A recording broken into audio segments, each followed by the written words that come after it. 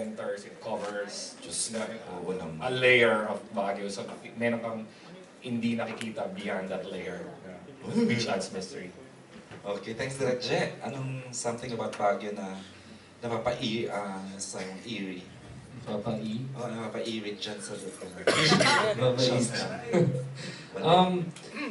Ako kasi nung nag-shooting kami, mas naramdaman ko yun eh. Yun nga, sabi nila yung romantic side talaga na napaka-romantic kasi ang lamig. So, kumbaga kung kasama yung mahal mo sa buhay, parang ang sarap yakapin, buong araw, tapos mag-hot chocolate na kayo. Wow! Tapos, Coffee by the Ruins na. Cafe by the Ruins, ano? Batirol, napakasarap yung Batirol. Ano ko sa inyo, recommend ko sa inyo yan. Kakain-laban kayo doon. Tapos, yung view, di ba? Yung lamig, yung trees. So more romantic mo nakita ang Baguio sa pelikula. Yung romantic side. Pero meron din, syempre, nung nag-shooting kami para sa akin, nag-shooting kami sa Diplomat Hotel. Yung talagang yung eerie feeling na yun, talagang mararamdaman mo doon. Yung Diplomat Hotel nag-party kasi, parang impromptu party. Oo, may nagkaroon kasi ng party doon, sina Mia, sina Alvin, lahat may party. Tapos ako si Gio, ako yung... Nandun ako sa party, pero hindi naman ako nakikiparty. Nandun ako sa malayo.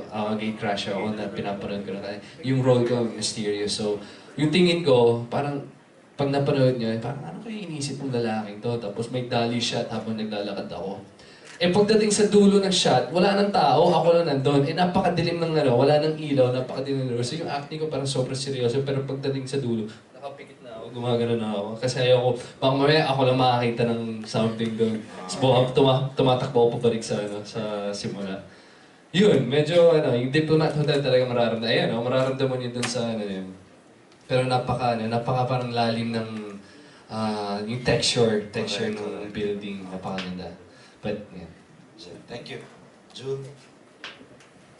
Ayun din, nakita ko rin po siya sa romantic place kasi nga, ang tahimik na parang feeling mo, hindi siya yung normal na pinupuntahan ng couple or ng Kasi kayo boyfriend naman ang girlfriend. gising ng alauna, alas 2 yata. Hanggang alas 4 kami lang. Correct. Romantic sa'yo. Opo, kasi nga, siguro yung hindi siya, malayo siya kung tatanggalin mo yung phone, malayo sa social media, medyo may tahimik factor na nakaka-relax. So feeling ko yun talaga, yung feeling niya talaga, super romantic. And siguro dun naman sa nakakatakot part, medyo duwag kasi talaga ako, aminado naman ako dun. So sa Diplomat din, may kwento rin siya dun.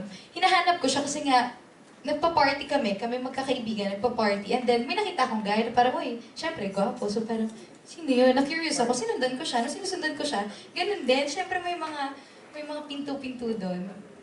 And doon pala siya sa dulo. So nagulat ako sa kanya, buti lang wala na yung camera, cut na. Eksena to, Bea? Opo. Okay. Kasi may ganun factor. Yun yan. Okay. Hindi, malinaw ka. Okay ka doon. JC. Ganda na storytelling mo. JC, anong something na remind sa'yo sa Baguio na during yung party scene namin dun sa loob ng Diplomat. Kung may something talaga yung sa'yo. Hindi naman kasi